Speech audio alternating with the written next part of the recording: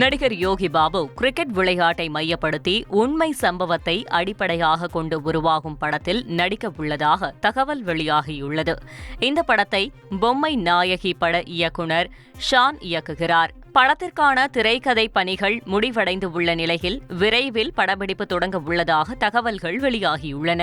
லோகேஷ் கனகராஜ் இயக்கத்தில் நடிகர் ரஜினிகாந்த் நடிக்கும் கூலி படத்தை முழுமையாக பார்த்துவிட்டதாக இசையமைப்பாளர் அனிருத் கூறும் வீடியோ இணையதளத்தில் வைரலாகி வருகிறது. இந்த படத்தில் ரஜினியுடன் நாகார்ஜுனா, உபேந்திரா, ஆமீர் கான், ஸ்ருதிஹாசன், ஷௌபின் சாஹிர் உள்ளிட்ட ஏராளமான நட்சத்திர பட்டாளங்கள் நடித்துள்ள நிலையில் சன் பிக்சர்ஸ் தயாரித்துள்ள இந்த படத்திற்கு அனிருத் இசையமைத்துள்ளார். கூலி படம் வரும் ஆகஸ்ட் 14ஆம் தேதி வெளியாக உள்ளது குறிப்பிடத்தக்கது.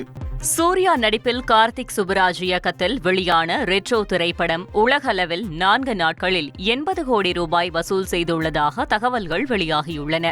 மே 1ஆம் தேதி வெளியான இந்த படத்தில் பூஜா ஹெக்டே கதாநாயகியாக நடித்துள்ளார். மேலும் ஜோஜோ ஜார்ஜ், ஜெயராம், கருணாகரன், நாசர், பிரகாஷ் ராஜ், சுஜித் சங்கர் உள்ளிட்டோர் முக்கிய வேடங்களில் நடித்துள்ளனர். படத்திற்கு சந்தோஷ் நாராயணன் இசையமைத்துள்ளார்.